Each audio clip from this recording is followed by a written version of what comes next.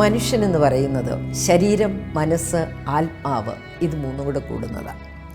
ശരീരത്തിൻ്റെ ആഗ്രഹങ്ങളും ശരീരത്തിൻ്റെ മോഹങ്ങളും ഇഷ്ടങ്ങളും അതിനെ ഭംഗിയായി കൊണ്ടു നടക്കുക, അത് നമ്മുടെ എല്ലാവരുടെയും ജീവിതത്തിലെ പ്രയോറിറ്റി നമ്മൾ കൊടുക്കുന്ന ഒരു കാര്യമാണ്. അത് വേണ്ടെന്നല്ല പറയുന്നത്. ശരീരത്തിൻ്റെ സുഖങ്ങൾ തേടി വീട് വിട്ട് ഇറങ്ങുമ്പോൾ വീട്, കുടുംബം നമുക്ക് അന്യമാകുന്നുണ്ടോ എന്ന് നിങ്ങളൊന്ന് ചിന്തിക്കുന്നത് നല്ലതാണ്.